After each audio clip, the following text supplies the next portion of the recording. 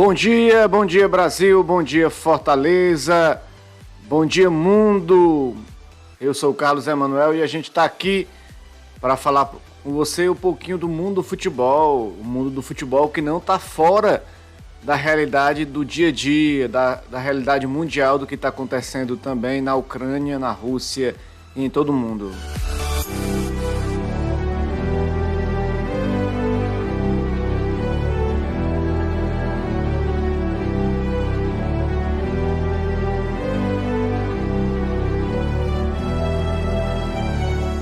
E os destaques de hoje é realmente isso. Jogadores brasileiros que estão na Ucrânia, que estão lá passando por essa aflição, nessa eminente guerra, né, que já começou, invasão da Rússia na Ucrânia. Também o atentado, infelizmente, ao ônibus do Bahia e a vitória apertada do Fortaleza por 1-0 em cima do Pacajus. Fica com a gente vai ficar agora nesses próximos minutos trazendo todas essas informações para você, galera.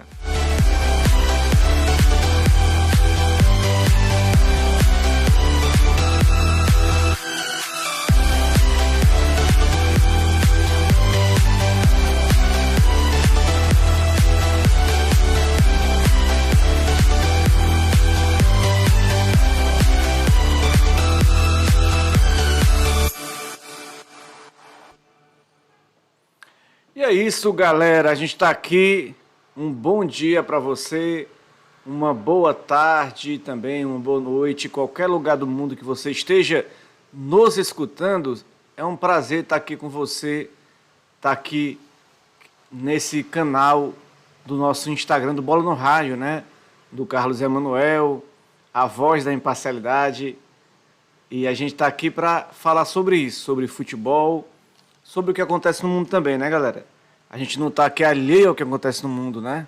A gente está aqui para discutir, para falar, para criticar, para ter a sua participação e também a gente interagir com todos esses assuntos, né, galera? A gente está passando agora um momento delicado, todo mundo está vendo o que está acontecendo na Rússia, na Ucrânia. Vladimir Putin autorizou a invasão à Rússia, as bases militares da Ucrânia foram invadidas aí pela Rússia. Kiev já foi tomada praticamente nessa manhã ali. O Zelensky já falou que está sozinho, o pessoal da OTAN abandonou eles, né? É uma coisa complexa, todo lado tem sua versão, quem está certo, quem está errado. O errado é a guerra, porque a guerra mata pessoas, a guerra mata soldados, mata gente inocente, desaloja pessoas. A guerra em qualquer lugar do mundo é terrível, independente dos seus motivos, né? A gente não está apoiando a guerra. O que a gente sabe aí é que existem situações complexas ali. A Rússia não quer perder o seu espaço ali na Ucrânia, que pode virar membro da OTAN. E a Ucrânia, que é um país que faz 30 anos que conseguiu a sua independência, pouco mais de 30 anos, entrar para a OTAN seria fragilizar a defesa russa. Então a Rússia tem seus motivos para invadir, para não querer que isso aconteça. Mas a gente pensa e diz com todas as letras, não à guerra, não ao genocídio, não à morte de civis, de pessoas inocentes, né, cara? E a gente não quer isso, né?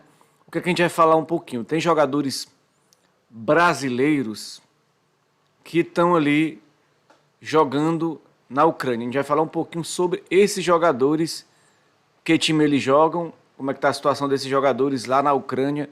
É o nosso primeiro tema de hoje, do nosso programa de hoje, né? São 30 brasileiros jogando ali, é o país com mais estrangeiros, é o Brasil que tem mais estrangeiros ali na Ucrânia. 30% dos atletas de fora da Ucrânia são do Brasil, na primeira divisão, né? Esses jogadores estão sofrendo muito, vivem momentos de apreensão, né? O que aconteceu aí nessa situação, né? Na Rússia e Ucrânia são 30% de jogadores do Brasil. Também tem jogadores da Croácia, 7 atletas. 3 países estão com 4 jogadores, a Geórgia, Eslovênia e Belarus. que são países vizinhos da Ucrânia, mas o Brasil, a situação preocupante é, por exemplo, do Shakhtar Donetsk, né, que tem tradição de contratar atletas brasileiros e tem uma equipe com 13 brasileiros, né, incluindo aí Júnior Moraes, né. O Shakhtar Donetsk tem o Marlon Santos, que é um zagueiro de 26 anos, ex-Fluminense e Sassuolo, né. O Vitão, zagueiro de 22 anos, ex-Palmeiras. O Ismali, lateral 32 anos, ex-Braga e Seleção Brasileira. O Dodô, que é um lateral de 23 anos, ex-Curitiba. O Vinícius Tobias, lateral de 18 anos, ex-Internacional. Marcos Antônio, meia de 21 anos, ex-Atlético Paranaense. O Maico, 24 anos, ex-Corinthians. Alan Patrick, meia de 30 anos, ex-Palmeiras e Santos e Inter e Flamengo. Davi Neres, né, conhecido atacante de 24 anos, ex-São Paulo e Ajax. Chegou até a Seleção Brasileira. TT, atacante de 22 anos, ex-Grêmios. O Pedrinho, atacante de 23 anos, ex-Corinthians e Benfica. Era até uma promessa, uma aposta de jogador, né? O Fernando, de 22 anos, ex-Palmeiras e Sport. Júnior Moraes, 34 anos, ex-Santos e é naturalizado ucraniano. É uma lista aí muito grande de jogadores do Shakhtar.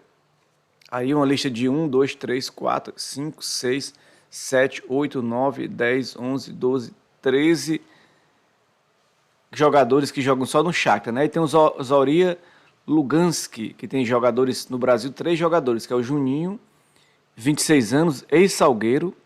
Cristiano, 22 anos, atacante, ex-Botafogo da Paraíba. O Guilherme, 18 anos, ex-atacante do Botafogo. Aí por Mentalist, por exemplo, também temos 3 jogadores. 25 anos, o Fabinho, ex-Teresópolis. O Marlisson, 24 anos, ex-Madureira. O Derek, 24 anos, ex-Figueirense. O Dnipro tem também jogadores brasileiros, 3 jogadores. O Busanello, que é ex-Chapecoense, lateral de 23 anos. O Felipe Pires, 26 anos, ex-Palmeiras e Fortaleza também, ó. Jogador que jogou pelo Fortaleza. O Bill, 22 anos, atacante ex-Flamengo. Tá no Dnipro, né? Runkin Vinitsky, tem o Edson, 23 anos, ex-Bahia.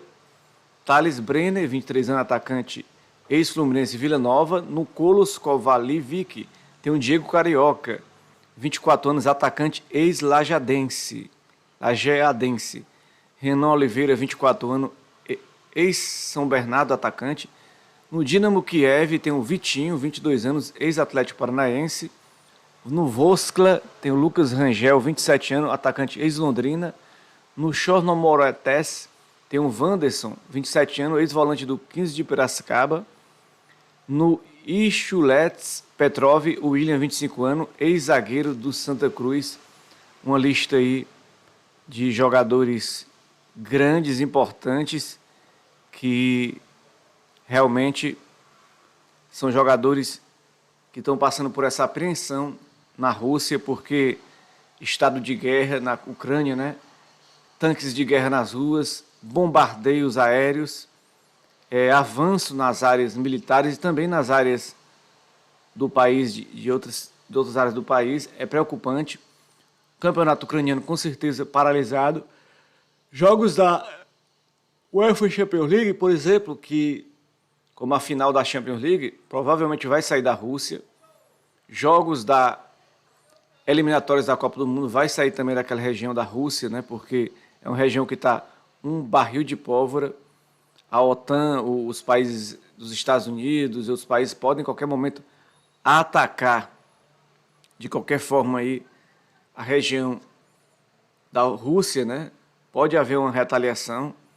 Eu creio e espero do fundo do meu coração que a Rússia deixe só esse recado, esse aviso, mas que a partir daí ela possa recuar, possa negociar aí com a Ucrânia, possa conversar com a Ucrânia, para que a Ucrânia tenha um bom senso, esse presidente Zelensky, que é um ator humorista, um palhaço, né? Ator humorista, um palhaço fazendo a população entrar para a guerra por causa de uma tentativa de entrar para a OTAN, sendo que a população da Ucrânia, a maioria é russa, né? Porque Kiev foi capital da Rússia. Kiev foi a primeira capital da União Soviética antiga, né? Depois que veio Moscou, né? mas Kiev foi capital. Então existe toda uma ligação religiosa, católica, religião, toda durante desse povo ucraniano, né, cara? Que existe muitos neonazistas na Ucrânia, é verdade, neonazistas, mas o presidente é judeu. Eu acho que é hora de todo mundo colocar a mão na consciência, colocar a mão na cabeça, colocar a situação que está aí, se colocar no lugar, né, galera? Se colocar no lugar da população, das pessoas. E a gente lamenta muito isso dessa guerra, né? Mas também a gente lamenta outros fatos, como esse fato que a gente vai falar agora. O que é que a gente lamenta? Isso aí que aconteceu aí, ó, atentado ao ônibus do Bahia. Isso aconteceu na noite de ontem, na Arena Fonte Nova, quando a delegação do Bahia estava se aproximando do estádio e para o jogo contra o Sampaio Corrêa, na Arena Fonte Nova. Inclusive, o Bahia venceu 2-0 o Sampaio Corrêa, mas a fúria do torcedor pelo mau desempenho no começo do ano não adiantou nada. A torcida foi para cima e jogou esse rojão aí, essa bomba dentro do ônibus, né? Foram feridos o goleiro Danilo Fernandes, Matheus Bahia, lateral esquerdo, ficaram feridos nessa situação, né?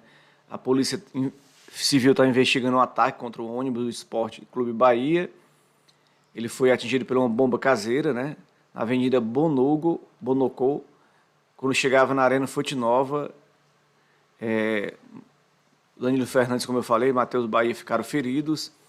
Guarnições da Polícia Militar realizaram rondas em torno do estádio na tentativa de capturar os autores, né? O delegado aí, Victor Espínola, titular da 12ª Delegacia Territorial Itapuã, que estava de plantão na delegacia da Arena Fonte Nova, disse que vai coletar as imagens da câmera, depoimento de jogadores e também de testemunhas que passavam no local. Disse que vai atuar com força máxima para identificar e prender os autores. A mesma fala aí, temos aí do Rui Costa, governador da Bahia, que repudiou esse ato covarde contra o ônibus do Bahia e declarou que futebol não é espaço de guerra, é paixão. E determinou a apuração imediata e o crime está sendo investigado e os autores do atentado, que ele disse que não pode chamar de torcedores, devem ser julgados pela justiça. É isso que se espera, né, galera? É isso que se espera. Como eu falei, o goleiro do Bahia aí, ó, o goleiro do Bahia ficou ferido, né, no rosto, mostra-se as imagens aí do rosto dele, ficou ferido.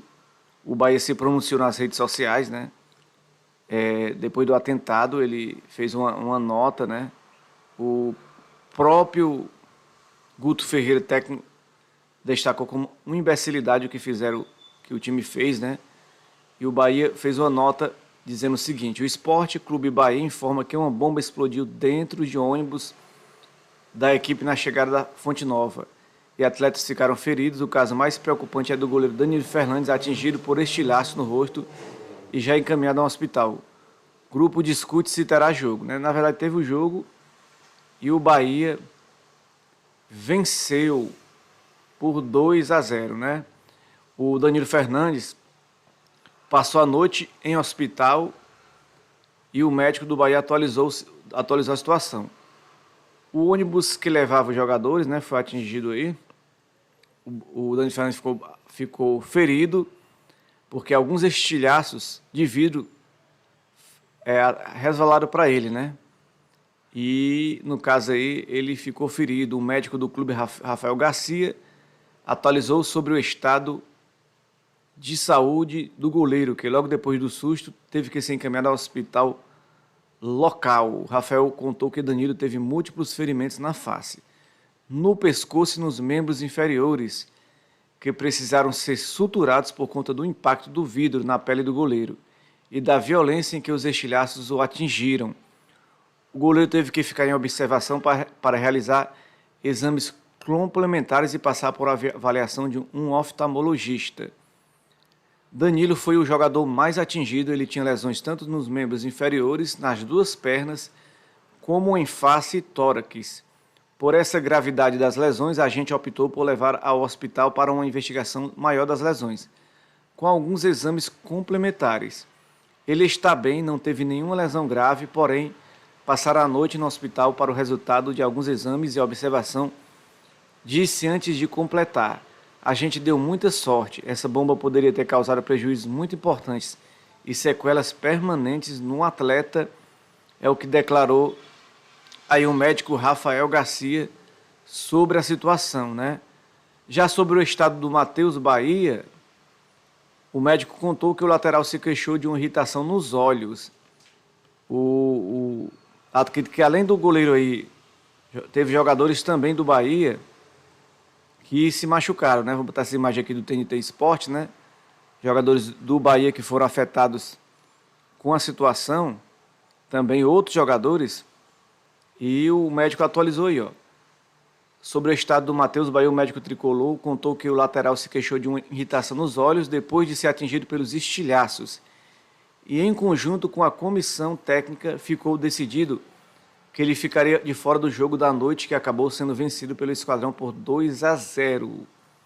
Até o momento a polícia não confirmou quais podem ter sido as motivações para que o ônibus fosse atingido por uma bomba e nem quem seriam os suspeitos. A ideia inicial é de que o crime tenha sido cometido por torcedores do clube baiano que estariam revoltados com a atual situação do time no campeonato, né? E como eu falei, esses jogadores aí do Bahia, tá, você está vendo as imagens aí, Matheus Bahia e Marcelo Cirino, né? Ficaram de fora da partida contra o Sampaio por conta do ataque ao ônibus do Bahia. O primeiro foi atingido e teve irritação ocular, enquanto o segundo ficou psicologicamente abalado com um atentado. É um absurdo, galera, um absurdo o que aconteceu nessa noite com os jogadores do Bahia. Uma situação triste, né, galera? Não é uma situação que a gente quer que tenha acontecendo no cenário do nosso futebol. As imagens aí do sangue dentro do ônibus do Bahia. Que imagens tristes, que imagens lamentáveis, né, galera? É imagens que a gente não quer ver, que a gente não quer que aconteça de maneira alguma. É triste, é lamentável, é de realmente ficar revoltado, porque você tem o direito de reclamar, você tem o direito de não gostar do clube, tem o direito de questionar o clube, o que está acontecendo, tem o direito de tudo isso, né, galera? Mas de jeito nenhum, de maneira alguma, chegar a agredir o clube, chegar a agredir os jogadores. Eles estão ali para trabalhar, são profissionais da bola.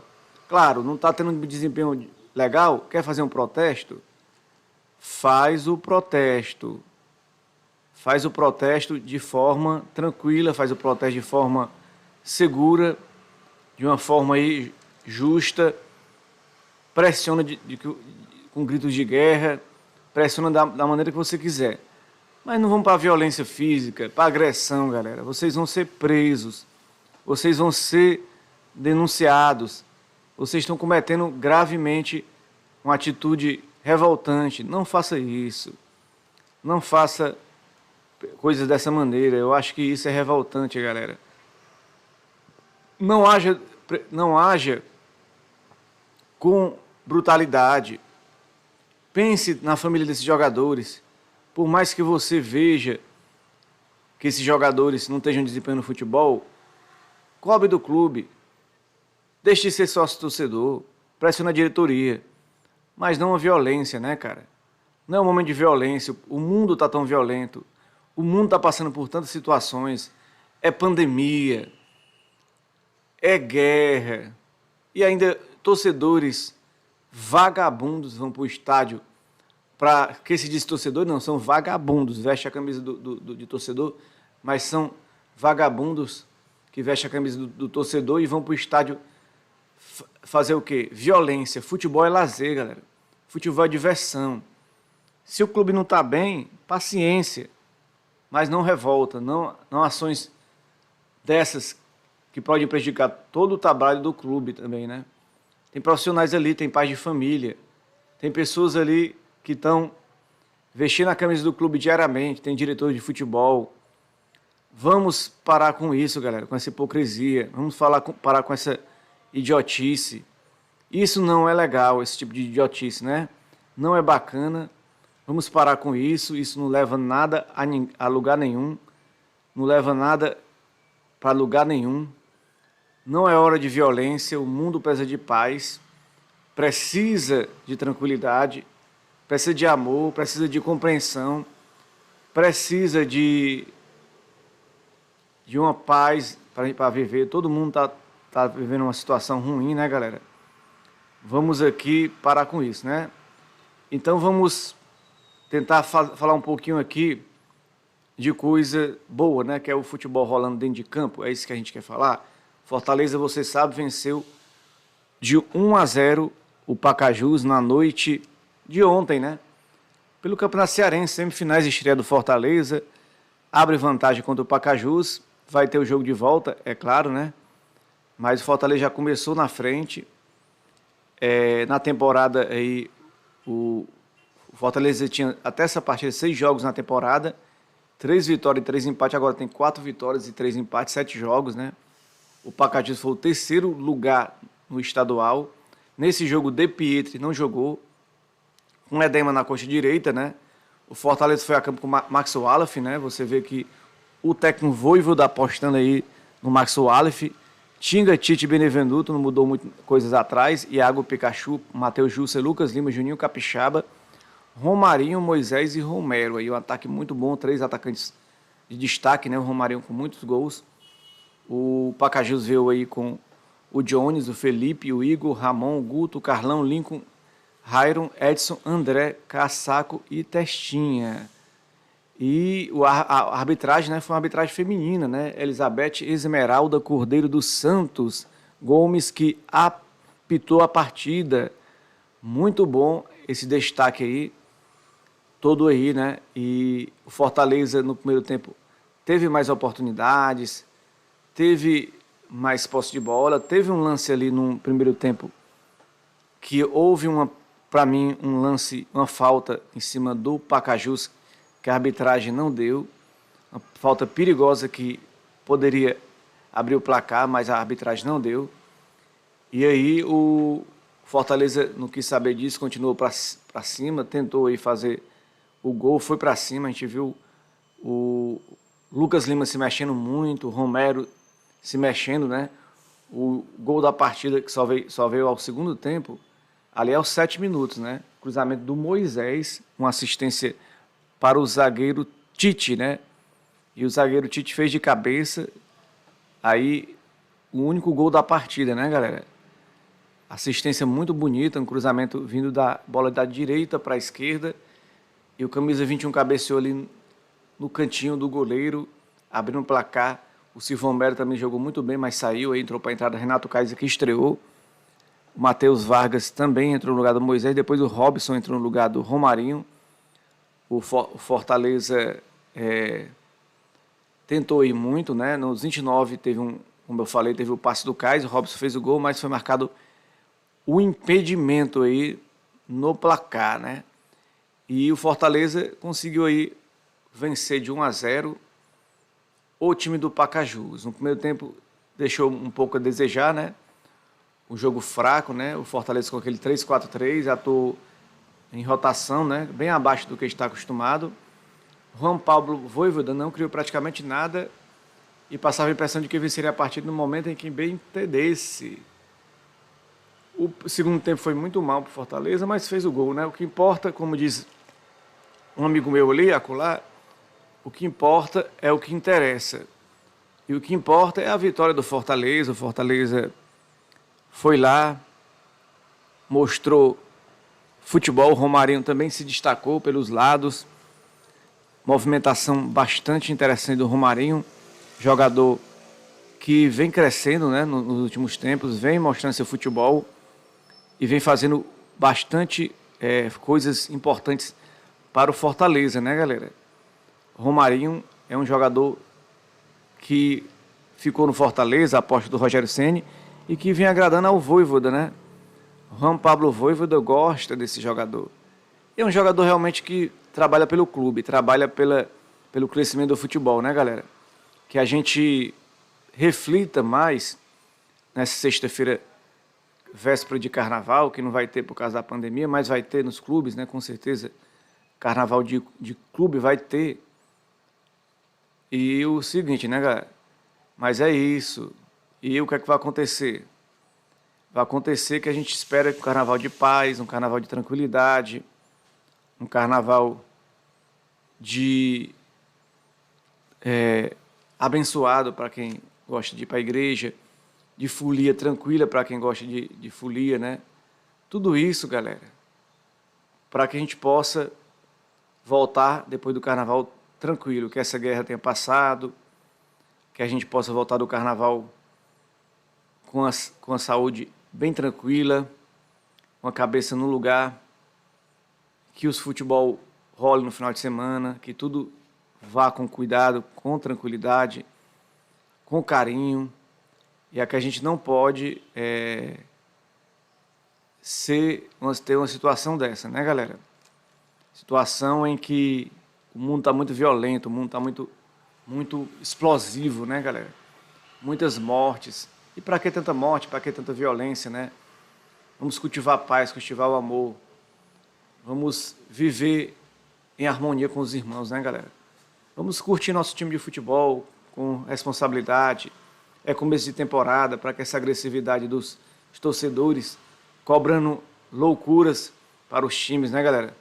Muita agressividade. Eu acho que a agressividade faz parte do futebol, mas para disputar a bola, para jogar, fazer gol, mas não para essa violência toda, né, galera? Eu queria que você ficasse com o nosso Instagram, divulgasse, compartilhasse para os seus amigos, mais e mais, para a gente voltar cada vez mais com informações, né, galera?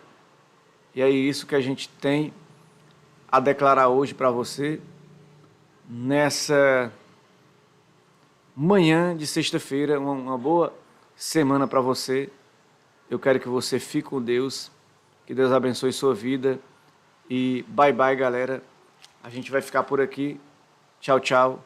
Uma boa semana para todo mundo.